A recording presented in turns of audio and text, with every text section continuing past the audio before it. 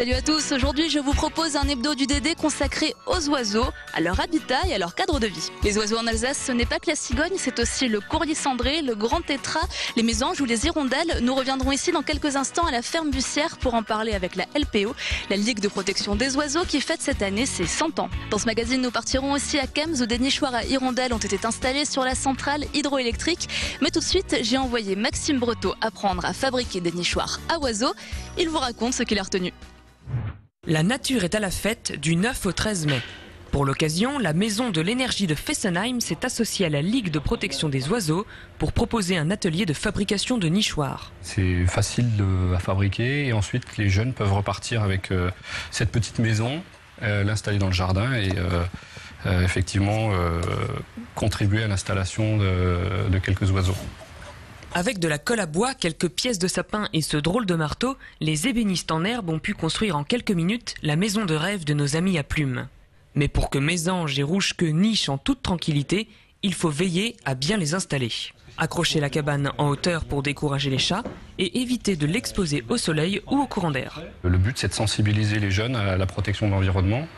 Et donc, par une petite manipulation qui est assez simple, c'est de fabriquer un nichoir naturel. Et puis ensuite, d'aller découvrir une exposition à l'intérieur du bâtiment. Notamment d'apprendre quels sont de quoi se nourrissent les oiseaux, où est-ce qu'ils logent. En tout cas, de les sensibiliser au fait que dans cette région, il y a une diversité ornithologique importante.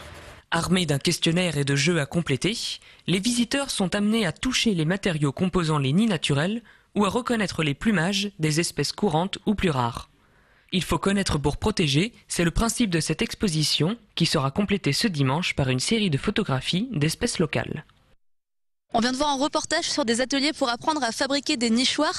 Alors la Ligue de protection des oiseaux propose aussi pendant ce week-end de la fête de la nature pas mal de manifestations. Est-ce que vous pouvez me donner 2-3 exemples de manifestations un peu emblématiques ? Oui, alors cette année, on va proposer des visites guidées, des sorties naturalistes. Samedi soir, c'est une sortie qui sera dédiée au rossignol et à la grive. Il va y avoir une sortie sur la découverte de l'arbre dans la vallée de Saint-Amarin, la découverte d'une espèce, par exemple le guêpier au Kaiserstuhl. Cette année, la LPO fête ses 100 ans. Elle a été créée en 1912. Et à cette occasion, la LPO a créé un bloc de 4 timbres qui représentent des espèces emblématiques. Et ce timbre va être diffusé pour la première fois ce week-end à l'occasion de la fête de la nature. Alors vous venez de le dire, la LPO, la Ligue de protection des oiseaux, fête ses 100 ans. Quel est son rôle en Alsace? Quelle est son action ? Beaucoup d'enquêtes, des inventaires, des recensements ornithologiques. Ça permet à la LPO d'avoir une base de données ornithologiques unique. C'est la première base ornithologique de la région. Grâce à ces connaissances ornithologiques, on va pouvoir mettre en place des actions de protection. Donc protection des espèces. Par exemple, la plus connue, c'est la protection des hirondelles. Mais on peut aussi avoir de la protection, par exemple, du courlis cendré, qui est un oiseau des prairies humides, ou le milan royal, qui est un rapace diurne, donc la protection des espèces, la protection des habitats. Est-ce qu'on ne peut pas protéger une espèce si on ne protège pas son habitat? Donc par exemple la protection des vergers ou la protection des zones humides. Ensuite, l'autre volet très très important, c'est la sensibilisation. Donc tout au long de l'année, sur l'ensemble de la région, il y a des animations dans les établissements scolaires. Beaucoup de sorties guidées par des bénévoles. Et puis un autre élément donc très très important, il y a 7 centres de soins en France. Donc la LPO Alsace a la chance d'en avoir un, qui permet d'avoir vraiment une action de protection directe sur les oiseaux et les petits mammifères. Quels sont les oiseaux qu'on peut trouver en Alsace? Quels sont les quelques types d'oiseaux un petit peu emblématiques de la région? Il y a les oiseaux communs, ceux qu'on voit dans les jardins tous les jours, et ils sont nombreux. Les oiseaux emblématiques, on va pouvoir presque les citer par type de milieu, et l'Alsace est très riche en milieux. Par exemple, l'espèce phare des Vosges, ça va être le grand tétras. L'espèce phare des zones humides, c'est le courlis cendré. Il va y avoir avoir des espèces typiques des collines calcaires, par exemple la pie-grièche écorcheur. Comment est-ce qu'on peut protéger les oiseaux aujourd'hui? Comme vous disiez, protéger un oiseau, c'est d'abord protéger son habitat? C'est vraiment notre action quotidienne, c'est de protéger les l'environnement, puisque par exemple l'oiseau vraiment symbole de cette disparition de l'habitat, c'est l'hirondelle, dont les effectifs chutent vraiment drastiquement depuis une vingtaine d'années. On est à moins 70%. Il y a de nombreuses espèces qui sont en souffrance, qui vraiment ont du mal à se maintenir. D'un autre côté, il y a quelques espèces qui progressent liées à des changements climatiques. Donc il y a, on va dire, une évolution en cours en ce moment. Protéger les oiseaux, c'est effectivement protéger les habitats. Et c'est tout simplement d'avoir des actions très basiques qui vont être, par exemple, de ne pas utiliser de pesticides, d'avoir des espèces d'arbres, de végétaux qu'on trouve en Alsace. Ça peut être d'installer un nichoir pour proposer un lieu de nidification à certaines espèces. Ça peut être de les nourrir en hiver. Donc il y a tout un tas de petites actions qui permettent à la biodiversité de trouver un accueil favorable. Eh bien, parmi ces actions, vous parliez d'hirondelles. Nous, justement, on s'est rendu à la centrale de Kems où des nichoirs à hirondelles ont été installés. Et moi, je vous retrouve juste après ça. Et si les hirondelles ne faisaient plus le printemps, pesticides, insecticides, urbanisation et agriculture intensive rendent la recherche de nourriture et la construction de nids difficiles. Elles sont donc moins nombreuses à revenir de migration et leur reproduction en pâtit. Une des solutions pour les protéger, leur aménager des logements, et leur lieu de villégiature préféré pourrait bien être la ville de Kems. Depuis 2009, le château d'eau s'orne de 80 nichoirs, quasiment tous occupés. Elle fait 7 à 9 000 km de migration. Elle revient d'Afrique, elle vient là, elle commence à couver, qui peut être jusqu'à 3 couvées. Et ça fait quand même, là on a posé 80 nids d'hirondelles. Début septembre, quand ils partent pour la migration, on peut compter dans les 400 hirondelles. Que pour le château d'eau. Il y a encore d'autres endroits dans le village, comme ils vivent en colonie. C'est ça qui est intéressant. Même ville, autre abri, les hirondelles avaient l'habitude de s'installer sur la façade de la centrale hydroélectrique, mais leur nid était en mauvais état, empêchant leur reproduction.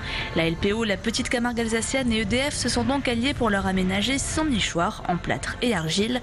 Ici, elles sont protégées et leur nourriture favorite est en abondance, les insectes. Du matin au soir, au lever du soleil, au coucher du soleil, elles mangent des insectes.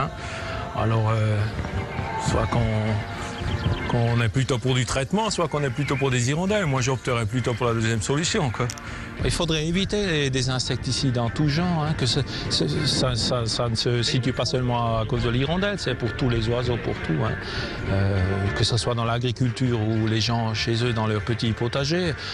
Protéger les oiseaux, cela commence par la protection de leur environnement. En 20 ans, la population d'hirondelles de fenêtres a diminué de plus de 40%. Qui dit oiseaux et Alsace dit forcément cigognes. Autrefois très présentes, elles ont quasiment disparu de la région dans les années 70.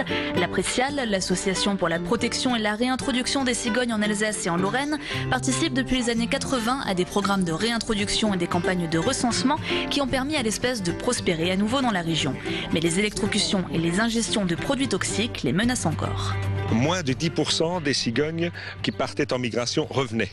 Nous sommes passés en 1960 de 148 couples en 74 à 9 couples. Un certain nombre de tentatives ont été faites pour retrouver ces cigognes et le système qui a particulièrement bien fonctionné, c'est ce qu'on appelle le système des enclos, qui consiste à mettre des cigogneaux pendant 3 ans au moins en enclos, et quand on les relâche, elles ne migrent plus parce qu'elles ont tout simplement constaté qu'elles trouvaient à manger sur place. Et une des raisons les plus importantes de la migration étant le manque de nourriture, donc elles sont parties, elles partaient, et les jeunes cigogneaux qui sont issus de ces couples réintroduits, relâchés, eux migrent à nouveau. Qu'est-ce qu'on peut dire aujourd'hui sur la situation de la cigogne en Alsace? Qu'est-ce qui la menace encore?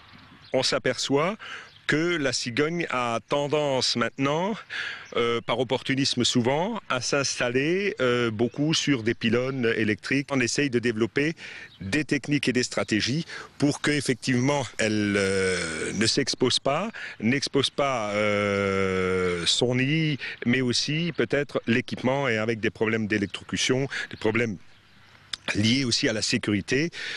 Problème de sécurité et de mise en sécurité des nids, je pense, qui est un des problèmes majeurs dont il faut qu'on s'occupe de façon permanente, tout en tenant compte du fait que c'est une espèce protégée, dont le nid est protégé, pour que justement cette harmonie puisse rester entre l'homme et la cigogne, puisqu'elle construit sa maison sur notre maison. Donc il faut continuer à cohabiter de façon harmonieuse. Je crois qu'une des meilleures illustrations, c'est ce réseau Village Cigogne d'Alsace que l'on a mis en place, où effectivement les communes s'engagent par une charte à poursuivre ce qu'elles ont fait jusqu'à présent pour l'accueil des cigognes, mais un accueil des cigognes avec harmonie. Il ne s'agit pas d'être des montreurs de cigognes. La réintroduction, c'est maintenant terminé, mais il faut aussi voir l'avenir avec une cigogne telle qu'elle a été dans le temps, c'est-à-dire en harmonie avec l'homme, où tout le monde est satisfait. Peut-être de façon un peu plus naturelle, où il y a moins de cigognes concentrées, où la cigogne est mieux répartie sur d'autres sites. Et c'est là où ce réseau Village Cigogne d'Alsace joue un rôle particulièrement important. Donc si vous voyez une cigogne en difficulté, si vous voyez un nid, si vous avez des questions sur les cigognes ou si vous souhaitez participer à des opérations pédagogiques, n'hésitez pas à faire appel à l'Aprecial. Ils ont toutes les compétences pour répondre à ces questions. Et ce week-end, donc c'est la fête de la nature. Je vous le rappelle, vous avez toutes les informations qui s'affichent sur le bas de l'écran. Moi, je vous retrouve dans 2 semaines. D'ici là, salut!